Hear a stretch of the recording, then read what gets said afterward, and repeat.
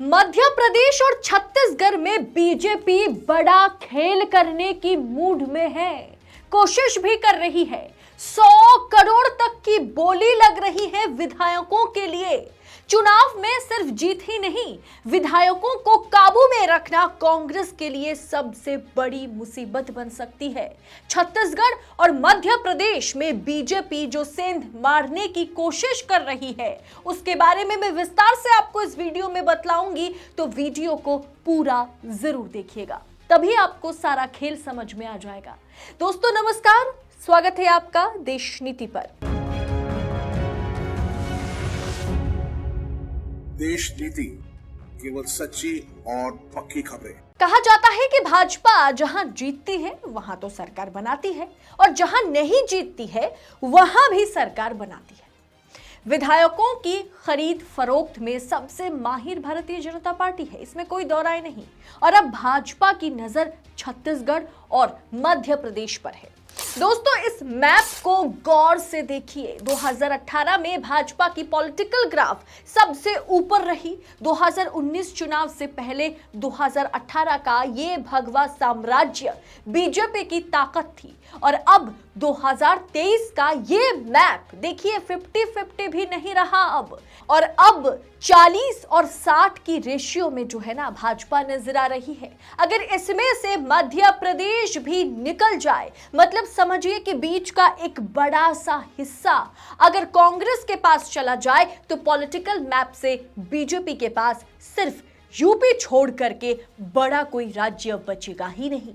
इसीलिए exit poll में बड़ा फर्जीवाड़ा किया गया है क्या? आज तक का वो वायरल वीडियो जहां इंडिया टुडे का एग्जिट पोल वाले जो प्रदीप गुप्ता हैं, उन्होंने कहा था कि कोई भी चैनल कुछ भी दिखाए, ग्राउंड रिपोर्ट यही है कि 130 से भी अधिक सीटों के साथ बीजेपी मध्य प्रदेश जीतती हुई नजर आ रही है। और यहीं पर दोस्तों खेला करने की कोशिश की गई। डेटा जर्नलिस्ट अपूर्व भारद्वाज ने ट्वीट करते हुए लिखा, जिसे कांग्रेस ने भी रिट्वीट किया। एक महत्वपूर्ण फोटो उन्होंने शेयर करी, जिस फोटो में आप साफ साफ देख पाएंगे कि भारतीय जनता पार्टी के नेताओं के साथ या खास करके मंत्रियों के साथ हमारे प्रदीप गुप्ता जी, एग्जिट पोल करने वाले और उनको लीड करने वाले प्रदीप गुप्ता जी नजर आ रहे हैं। तो यहां पर ट्वीट पर लिखा गया कि एग्जिट पोल वाले प्रदीप गुप्ता की पोल खोल रहा हूं। एमपी में बीजेपी को प्रचंड बहुमत देने वाले प्रदीप गुप्ता जी एमपी के बालाघाट के रहने वाले हैं। अपने आप को भारत के सबसे बड़े चुनावी पंडित बताने वाले गुप्ता जी 90 के दशक में मुंबई में छोटी सी एडवर्टाइजिंग कंपनी चलाते थे, जिसका चुनाव सर्वेक्षणों से दूर दूर तक कोई रिश्ता नहीं था। अपने सीवी में इंजीनियरिंग की डिग्री लगाने वाले पहले प्रिंटिंग बिजनेस करते थे, जिसमें असफल रहे वो तो कलेक्शन एजेंसी खोल ली। फिर सर्वे एजेंसियों के लिए डेटा कलेक्शन का काम करने लगे, और फिर खुद की सर्वे एजेंसी खोल ली, और अपने संगी साथियों की मदद से थोड़ा बहुत काम भी उन्हें मिल गया। 2014 से लेकर के 2023 तक उनके सारे एग्जिट पोल देख लीजिए। उन्होंने बीजेपी के वोट को हमेशा ओवर एस्टिमेट किया है, इसीलिए बंगाल, बिहार और कर्नाटक में फेल साबित हुए। क्योंकि उनका डेटा सोर्स बीजेपी का इकोसिस्टम ही है, इसलिए जहां बीजेपी फेल होती है वहां वो भी फेल हो जाते हैं। 2014 से पहले प्रदीप गुप्ता को भारत का कोई सेफोलॉजिस्ट नहीं जानता था। फिर बीजेपी के आने के बाद सत्ता में गुप्ता जी का भी जो है वो अमीर होते गए। सुना है प्रदीप गुप्ता जी बीजेपी के लिए बहुत सारे काम करते हैं। यकीन नहीं आता तो तस्वीर देख लीजिए, प्रदीप गुप्ता की कामयाबी का राज पता चल जाएगा।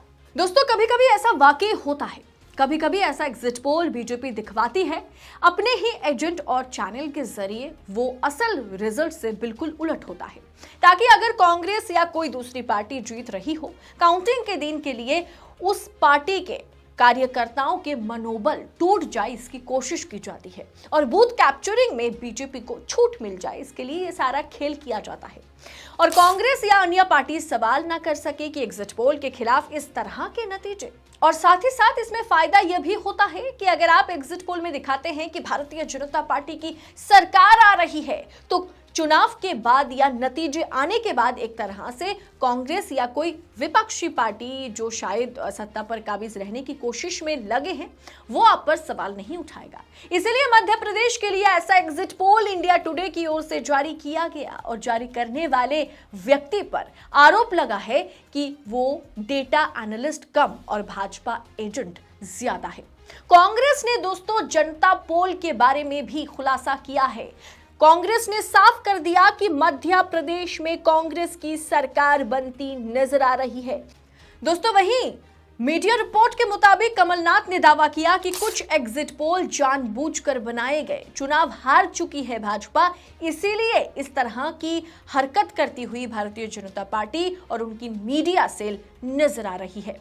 तो वहीं सज्जन सिंह जो कि कांग्रेस के वरिष्ठ नेता है और पूर्व मंत्री रहे, उन्होंने खुलासा किया कि ये एग्जिट पोल नहीं है, ये प्रीपेड पोल है। अफसरों को डराने की कोशिश की गई। तो अगर जनता पोल को देखें, जनता पोल के मुताबिक एमपी का जो एग्जिट पोल है वहां कांग्रेस 118 से 128 सीटें कांग्रेस के खाते में जा सकती है, बीजेपी 95 से 105 तक जा सकती है, बीएसपी के खाते में 2 से 3 सीटें और अन्य के खाते में 4 से 5 सीटें। कांग्रेस ने इस रिपोर्ट को, इस एग्जिट पोल को शेयर करते हुए लिखा कि मध्य प्रदेश में फिर से कमलनाथ की सरकार बनने जा रही है। तो वहीं कांग्रेस ये भी बता रही है, दावा कर रही है कि 100 करोड़ में विधायक खरीदने की कोशिश कर रही है Bharatiya Janata party. Horse trading के डर से छत्तीसगढ़ कांग्रेस ने अपने विधायकों को बेंगलोर ले जाने के लिए सारा बंदोबस्त कर लिया है। भाजपा ने इस बार पूर्व मुख्यमंत्री रमन सिंह को आगे नहीं किया था। छत्तीसगढ़ में विधानसभा की कुल 90 सीटें हैं। ऐसे में सरकार बनाने के लिए 46 विधायक चाहिए। देश नीति एग्जिट पोल के मुताबिक कांग्रेस 55 से 65 सीटों के साथ छत्तीसगढ़ में सरकार बनाती दिख रही है, जो पिछली बार के मुकाबले में कम है। ऐसे में बीजेपी छत्तीसगढ़ में सेंध मारने की कोशिश में है। कांग्रेस ने ऑफिशियल स्टेटमेंट जारी करके कहा कि ये प्रीपेड पोल है मध्य प्रदेश के लिए और छत्तीसगढ़ में जो है कहीं ना कहीं बीजेपी सेंध लगा करके विधायकों को खरीदने की कोशिश में लगी हुई है। मध्य प्रदेश में डंके की चोट पर कांग्रेस सरकार बन रही है, ऐसा कहा जा रहा है कांग्रेस की ओर से। कांग्रेस कार्यकर्ता भाजपा का षड्यंत्र जानता है।